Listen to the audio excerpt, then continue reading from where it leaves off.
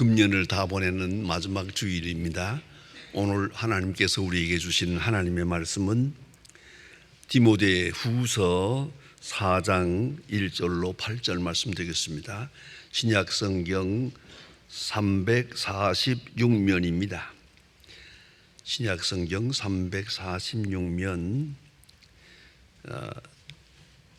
디모데 후서 4장 1절부터 봉독하게 되겠습니다. 이 계시의 말씀을 봉독할 때에 다 함께 하나님의 음성을 들으실 수 있기를 바랍니다. 하나님 앞과 살아있는 자와 죽은 자를 심판하실 그리스도 예수 앞에서 그가 나타나실 것과 그의 나라를 두고 엄히 명하노니 너는 말씀을 전파하라. 때를 얻든지 못 얻든지 항상 힘쓰라. 범사에 오래 참음과 가르침으로 경책하며 경계하며 구원하라. 때가 이르리니 사람들이 바른 교훈을 받지 아니하며 귀가 가려워져서 자기의 사욕을 따를 스승을 많이 두고 또 귀를 진리에서 돌이켜 허탄한 이야기를 따르리라. 그러나 너는 모든 일에 신중하여 고난을 받으며 전도자의 일을 하며 내 직무를 다하라. 전제와 같이 내가 벌써 부음이 되고 나의 떠날 기약이 가까웠도다.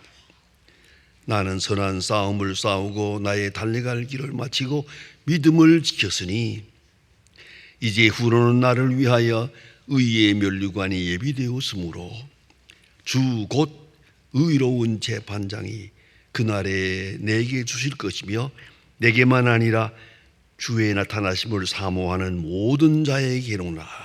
아멘. 디트리히 본헤프라고 하는 분은 독일의 누터교회의 목사님이셨습니다. 동시에 젊은 신학자이기도 합니다. 기독교의 역할에 관한 책을 써서 유명해졌습니다. 책 제목은 나를 따르라 하는 아주 제목으로 책을 써서 세계적으로 유명해지기 시작했습니다.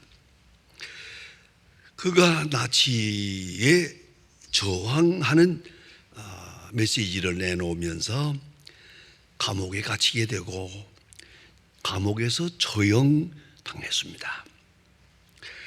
형장으로 이송될 때 감방 동료였던 베이 베스트라고 하는 분에게 이렇게 말했습니다. 이제는 끝이다.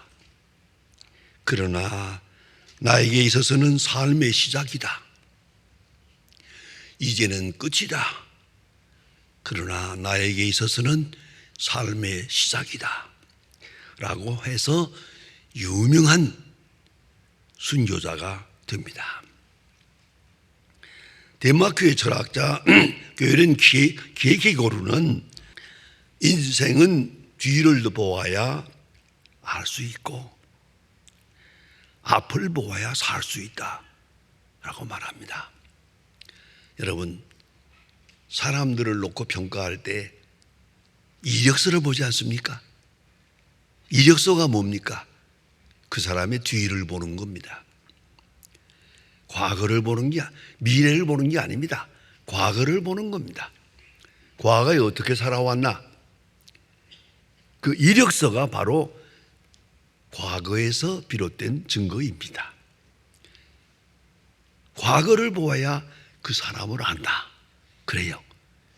그러나 앞을 보아야 살 수 있다. 과거 본다고 사는 거 아니에요. 앞이 보여야 살죠. 앞이 중요하죠. 제가 목회하고 있을 때 언젠가 한번 급하게 병원에 와달라고 하는 그런 요청을 받고 병원을 방문한 때가 있었습니다. 가보니까 아주 유능한 저희 교회의 청년 집사님인데 병원에 입원해 있습니다. 이분은 고등학교 때부터 우리 소망교회 다니면서 대학, 유학 아주 그런 과정을 거쳐서 그리고 큰 회사에 취직이 돼가지고 많은 축하를 보냈습니다. 그리고 영어를 잘하고 외국어에 능해서 세계적으로 활동하면서 본인 말이 절반은 한국에 있고 절반은 외국에 살았다는 겁니다. 그러면서 아주 활발하게 일하는 젊은 실업자였습니다. 그런데 여행에서 돌아와 보니까 갑자기 몸이 아프고 감기가 떠나질 않아요. 그 이상해서 병원에 들어가 보니까 아니요, 암 3기예요. 더 이상 손댈 수가 없는 그런 지경이 왔어요. 예, 잘하면 그저 한 달 살 수 있을 것 같다고 그런 진단을 받고 급하게 나를 불렀습니다. 가서 위로하고 예배를 드리고 그랬습니다. 예배 마치고 나오려고 할 때 그 젊은 실업자가 마지막으로 제게 한 말이 일생 잊을 수가 없는 말이 되었습니다. 목사님, 내게 이런 날이 있다는 걸 진작 알았더라면 과거처럼 살지는 않았을 겁니다. 후회가 많습니다. 잘못 살았어요. 잘 나갈 때 잘못 살았어요. 젊었을 때 잘못 살았어요. 그런데 이런 마지막 날이 온다는 걸 진작 알았더라면 과거처럼 살지는 않았을 겁니다. 그리고 손을 잡고 우는데 저는 위로할 말이 없었습니다. 여러분, 지난 날처럼 살았죠. 그런데 그것이 본래 바랬던 본래성에서 온 겁니까? 그렇게 살고 싶었습니까? 오늘이 있다는 걸 알았으면 과거처럼 살지는 않았을 겁니다. 그 목맨 말을 들으면서 제가 병원 문을 나올 때 얼마나 발걸음이 무거웠는지 모릅니다. 여러분, 잘 생각해 보십시다. 내가 선택한 것은 없습니다. 태어날 때 내가 부모님을 선택한 거 아니잖아요. 어느 때 태어나겠다고 내가 시기를, 생일을 내가 정한 것도 아니잖아요. 또 태어날 때의 환경, 자라날 때의 환경 다 주어진 것들입니다. 내가 한 일이라는 건 거의 없어요. 그저 끌려간 거죠. 환경에 밀려간 것뿐입니다. 그렇다면 떠날 때도 하나님께로부터 주어진 시간에 떠나는 겁니다. 이걸 잊지 말아야 합니다. 여기까지 살아온 것도 하나님의 은혜로 살았지만 내가 생을 마치는 시간, 그것도 하나님이 정해주신 시간입니다. 이걸 잊지 말아야 합니다. 주어진 생명, 주어진 시간 안에 우리가 살아가는 겁니다. 그래서 사람들은 인생을 비유해서 말합니다. 특별히 금년 다가는 마지막 주일이니까 한번 생각해 볼 만합니다. 많은 사람들이 뭐라 그럽니까? 인생은 담배 연기다. 뽀얗게 있다가 딱 사라지는 것이다. 인생은 떨어지는 낙엽과 같다. 낙엽에 대한 시도 많고 노래도 많습니다. 인생은 안개 같은 것이다. 자욱하게 보일 때는 대단한 위력 같지만은 해가 돋으면서 안개가 딱 사라지면 없어집니다. 안개 같은 것이다. 항해사와 같은 것이다. 인생은 나그네와 같은 것이다. 잘 살든 못 살든 나그네는 나그네입니다. 왜요? 떠나야 하니까. 그런가 하면 농사꾼과 같은 것이다. 부지런히 심고 부지런히 거두고 그러나 언젠가는 다 저버려야 하는 것이고, 가장 처량한 말은 꽃과 같은 것이다. 전 미안합니다. 그래서 내 방에 꽃을 꽂아놓고 뭐 그러는 거 별로 좋아 안 합니다. 옛날부터. 그 이유가 꽃은 좋은데 시들어버려요. 시들어버릴 때의 그 모습이 너무 마음에 안 들어. 그래서 아예 꽃을 좋아 안 합니다. 여러분, 꽃은 시드는 거예요. 아름답다고만 하지 마세요. 그 며칠 화무시비롱이에요. 열을 가지 못하는 거예요. 이것을 왜 잊어버립니까? 그 꽃이 항상 우리 인생을 말해주고 있어요. 화무시비롱. 이 얼마나 절절한 외침입니까? 그리고 인생은 방랑자와 같다. 뭐 이렇게 여러 가지 말로도 사람들이 인생을 표현하고 있습니다. 문제는 종말입니다. 종말을 알고 사는 자가 지혜로운 사람입니다. 종말을 의식하지 못하고 사는 사람, 미련한 사람입니다. 참으로 미련한 사람입니다. 끝이 있다는 걸 알고 그 끝을 생각하며 내 생의 끝은 어떻게 될 것인가 바라보며 살아야죠. 끝을 모르고 끝을 부인하고 끝을 잊어버리고 멍청하게 살면 안 됩니다. 반드시 끝은 오니까요. 그래 유명한 C.H. 다드라고 하는 철학자는 말합니다. 과거로부터 현재를 생각하는 사람이 있고 미래로부터 현재를 생각하는 사람이 있다. From future to present 그렇게 말합니다. 딱 한마디 주제입니다. 과거로부터 현재를 보지 말고 미래로부터 현재를 보라. 결정적 미래 그 종말을 바라보고 그로부터 오늘을 생각하라. 이게 얼마나 중요한 얘기입니까? 문제는 종말을 알고 현재를 살아야 합니다. 사도 바울은 죽을 병이 든 게 아닙니다. 병들어서 이 편지를 쓰고 있는 게 아닙니다. 순교의 시간이 가까워오고 있는 겁니다. 몸이 약해서 죽어가고 있는 게 아닙니다. 십자가의 형이 그리스도를 위해서 순교하는 그 시간이 점점 다가오고 있는 것을 의식하고 있습니다. 그리고 오늘 성경에서 떠날 기약이 가까웠도다. 떠날 기약이 가까웠도다 라고 말합니다. 사도 바울은 스스로를 평가했습니다. 오늘 성경에서 자세히 보면은 먼저 전제라고 하는 말을 합니다. 옛날 번역에는 관제라고 합니다.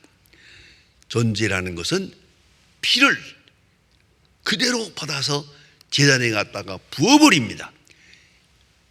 피를 쏟아 붓는다. 그게 전제입니다. 사도 바울은 인생을 아니 자기 자신을 전제라고 생각했습니다. 하나의 제물입니다. 하나님 앞에 거룩하게 바쳐진 제물이라고 생각했습니다. 제물은 딱 두 가지입니다. 하나는 깨끗해야 됩니다. 흠이 없으면 안 됩니다. 점이 있어도 안 됩니다. 가장 깨끗한 것이래야 제물이 될 수 있습니다. 깨끗한 것, 정성을 다해서 깨끗한 것. 두 번째가 뭡니까? 죽어야 됩니다. 살아있는 것이 제단 앞에서 죽어집니다. 죽어야 제물입니다.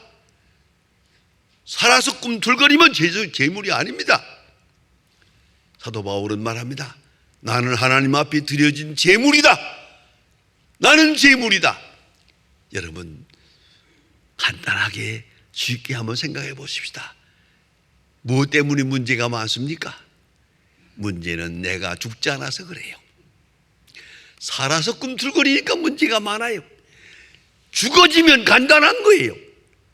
내 생각이, 내 교만이, 내 자존심이, 내 명예와 내 욕심이 죽어지면 끝이에요. 얼마나 깨끗한데요. 죽지 못해서 문제가 많은 거예요. 사도 바울은 일생 동안 생각합니다. 항상 재물로 생각합니다. 빌립보에서 말합니다. 너의 믿음과 재물 봉사 위에 내가 나를 관제로 드릴지라도 기뻐하리라. 재물이 된 것을 기뻐하는 것, 재물이 되는 것을 기뻐하는 그 정도, 저는 그를 행복의 클라이막스라고 생각합니다. 여러분, 최고의 행복이 뭐겠습니까? 최고의 행복한 순간이 이대로 죽어도 좋다, 그거지. 여기서 눈을 감고 여기서 끝났으면 좋겠다, 그 정도 행복을 느껴보았습니까? 못 해봤죠. 이대로 죽어도 좋다, 오늘 여기서 생이 끝난다 하더라도 나는 행복하다. 사도 바울은 말합니다. 너의 믿음과 봉사 위에 내가 섬기고 내가 수고해서 너희가 예수 믿고 너희가 봉사하고 아름답게 섬길 수만 있다면 내가 나를 관제로 드릴지라도 나는 기뻐하리라. 그는 그렇게 살았어요. 재물로 살았어요. 재물로. 뿐만 아닙니다. 죽어서 효력을 얻는 것입니다. 철저하게 죽어야 합니다. 사도 바울은 말합니다. 누르라고 오고 나는 종과 같이 쳐서 복종케 한다. 자꾸만 살아나는 거예요, 이게. 또 죽여야 돼요.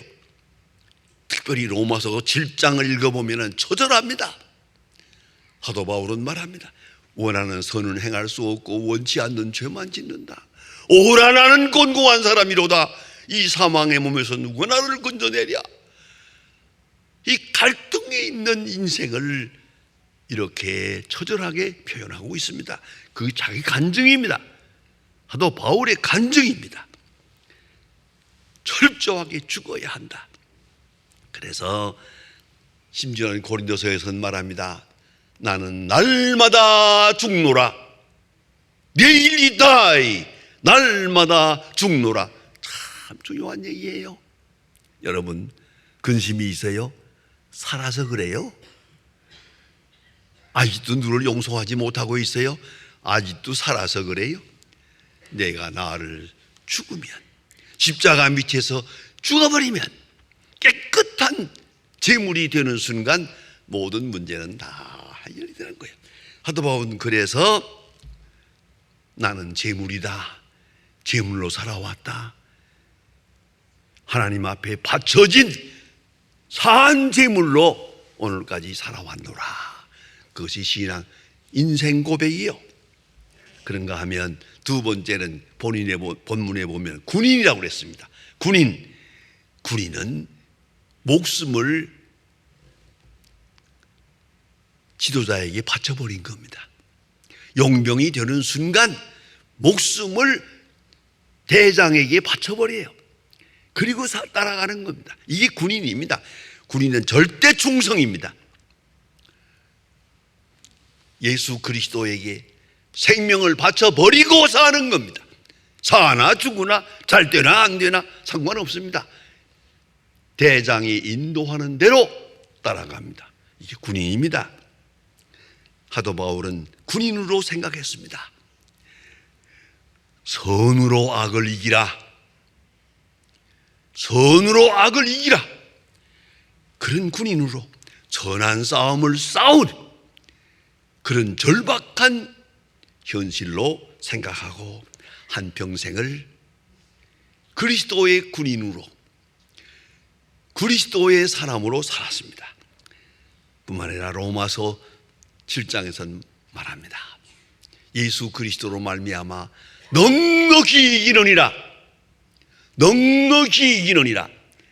주님을 따라가는 군인으로 살아갈 때 넉넉히 이기느니라. 승리를 보장받고 사는 겁니다. 죽을까 살까 이길까 질까 아니옵시다. 예수께서 승리하셨습니다. 그를 따라갑니다. 이미 승리는 보장된 것입니다. 그래서 사도 바울은 말합니다. 예수 그리스도로 말미암아 넉넉히 이기느니라. 자신만만한 그런 승리자로 인생을 살았습니다. 그런가 하면 경기자로 말하고 있습니다. 경기자에게는 목표가 있습니다. 정고수가 있습니다. 법대로 해야 합니다. 법을 지키지 못하면 바울이 됩니다. 법대로 정코스, 그리고 목표가 분명합니다. 목표가 흐려지면 경기에서는 잘 안 되는 겁니다. 사도 바울은 말합니다. 믿음으로 하지 아니하는 모든 것이 죄니라. 오직 믿음으로 정코스로 예수께서 가신 그 길을 따라갑니다. 너희 안에 이 마음을 품으라. 곧 예수 그리스도의 마음이니 그리스도의 마음을 품고 정코스로 주님을 따라 경기장에서 달리는 겁니다. 그런 모습으로 일생을 살아왔다 하는 겁니다. 이것이 사도 바울이 마지막을 고하는 고백입니다. 그렇게 살아서 이제 와서 하는 말입니다. 달려갈 길을 다 가고 믿음을 지켰으니, 달려갈 길을 다 가고 이제는 종착점에 와서요, 결승점에 와서요, 그 앞에 있는 것이 순교예요. 이 순교라는 단계를 넘어서야 되는 거예요. 그런데 그는 환히 바라보고 있습니다. 순교 다음에 오는 것이 뭐냐? 면류관입니다. 사도 오늘 본문에서 말합니다. 달려갈 길을 다 가고 믿음을 지켰는데 내 앞에 면류관이 있다. 면류관을 환히 바라보고 있습니다. 이것이 그리스도인입니다. 이것이 그리스도인입니다. 앞이 보이지 않는다? 그건 안 되죠. 미안합니다만은 나이가 들면 들수록 점점 더 미래가 환하게 보여야 됩니다. 점점 어두워지는 게 아닙니다. 점점 밝아지는 겁니다. 점점 밝아집니다. 스데반처럼 그리스도께서 인자가 하나님 우편에 서신 것을 보노라 환하게 바라보고, 인자가 하나님 우편에 서신 것을 바라보노라, 이렇게 바라보면서 순교하는 겁니다. 죽음 다음의 세상을, 죽음 다음에 오는 면류관을 사도 바울은 바라보고 있습니다. 그래서 오늘 성경에 보면 앞에 면류관이 보인다. 내 앞에 면류관이 보인다. 여러분 생각해 보세요. 언젠가 우리가 세상을 떠나겠습니다. 세상을 떠날 때 내 앞에 면류관이 보여요. 이보다 더 아름다운 일이 없어요. 영광이 보여야죠. 이걸 잊지 말아야 합니다. 저는 제 누나가 있는데 누나의 남편이 세상을 떠나게 됐어요. 근데 그 남편은 교회는 다니지만 교회에 가면 항상 졸기만 해요. 도대체가 이 양반이 예수를 믿나 안 믿나 그게 걱정이에요. 마지막 세상 떠나게 되는데 그 제 누나가 침대에 엎드려 가지고 그 기도가 특별해요. 뭐 살려주세요, 병 낫게 해주세요, 그런 기도가 아니에요. 딱 한마디예요. 천당 가게 해주세요. 제 남편 천당 가게 해주세요. 열심히 기도하더라고요. 그런데 누워있던 의식도 없던 남편이 벌떡 일어나 앉으면서 손을 들고 여보 저거 좀 보라고 하늘에서 가마가 내려와 영광된 찬란한 가마가 내려오는데 나를 데리러 오는 거래. 저 가마 보라고 하다가 죽었어요. 나는 장례식에 가봤지만 그런 장례식은 처음 봤어요. 제 누나가요 한 번도 울질 않아요. 한 번도 눈물 한 방울도 안 흘려요. 그냥 좋아하고 찬송 부르고 난리예요. 그래서 내가 그 누나 너무 그러면 안 됩니다. 이 남편이 죽었는데 이러는 거 아니잖아. 그렇게까지 말하세요. 여러분 내 눈앞에 면류관이 보인다면 무엇을 슬퍼하겠어요? 무엇을 마다하겠어요? 이걸 알아야 합니다. 제가 아주 오래전에 한경직 목사님 70세에 교회에서 은퇴하게 되는데, 그때는 그게 귀한 일이었기 때문에 은퇴식을 굉장하게 했습니다. 영락교회에서. 그 은퇴식 한다는 소문을 듣고 제가 찾아갔어요. 은퇴식 하는 날, 정말 굉장히 온 교인이 모여서 은퇴식을 했는데 마지막에 답사를 합니다. 한 목사님이 떡 나와서서 답사를 하시는 말씀이, 내가 미국 유학을 갔었는데 열심히 공부하고 좀 공부 많이 하려고 다 준비하고 애썼는데 의사가 오래서 갔더니 당신은 폐결핵이 걸렸는데 이대로 가면은 3년 내에 죽는다고, 그러니까 공부하지 말고 한국으로 돌아가서 평안히 살다가 죽으라고 그러더랍니다. 그래서 공부를 중단하고 한국에 나왔대요. 3년 산다는 사람이 내가 오늘까지 살아있습니다, 70이 됐습니다, 할 말이 없습니다. 그런데 내가 꼭 한마디 하고 싶은 것은, 나는 항상 오늘이 나의 마지막 날이라면, 그런 제목으로 설교 많이 했습니다. 그분이요. 오늘이 나의 마지막 날이라면. 그렇습니다. 그렇게 생각하고 살았대요. 몸이 약해서 이 강대상에 올라올 때도요, 여기다 이렇게 부대를 만들어서 이걸 붙들고 올라와, 이렇게 비실비실비실해서. 강희면 목사님 말에 의하면 한경직 목사님 아마 오늘 설교하고 죽으려는가 보다, 뒤에서 그랬대요. 하도 비실비실하니까. 그랬는데 그렇게 70이 넘도록 살았다. 70이 아니라 100세까지 살았어요. 여러분, 이걸 잊지 말아야 합니다. 하루를 살아도 오늘이 나의 마지막 날이라면 하고 한번 물어보세요. 그리고 말하고, 그리고 생각하고, 그리고 기도하고. 한 목사님의 일생을 그렇게 간증하는 것을 들었습니다. 여러분, 사도 바울 앞에 면류관이 있었습니다. 사도 바울 앞에 하늘이 열렸습니다. 결승점에 도달했습니다. 그런 거로 회한이 없었습니다. 후회도 없습니다. 근심도 없습니다. 달려갈 길을 다 가고 믿음을 지켰으니 내 앞에 면류관이 있다. 그 끝을 바라보고 살았습니다. 아니, 끝이 아닙니다. 끝이 보입니다. 끝이 아니요, 끝이 보이고 끝 다음에 있는 영광이, 면류관이 보이고 있습니다. 앞에 있는 면류관을 바라보며 오늘을 사는 그 지혜와 그 믿음이 있어야 하겠습니다. 기도하십시다. 하나님 아버지, 이 어수선하고 병만 많고 전쟁이 끝일 날이 없는 이런 혼란한 세상을 살지만은 오직 하나님의 은혜로 우리가 1년을 무사히 살았고 평안하게 살았고 아무 일도 없는 듯이 평안한 가운데서 하나님 앞에 예배하며 살게 해주신 것, 믿음으로 살게 해주신 것, 성령으로 살게 해주신 것 진심으로 감사합니다. 주여, 지난 날을 감사하며 앞에 있는 영광을 바라보게 하시고 앞에 있는 면류관을 바라보며 승리하게 하옵소서. 너희는 마음에 근심하지 말라. 하나님을 믿으니 또 나를 믿어라.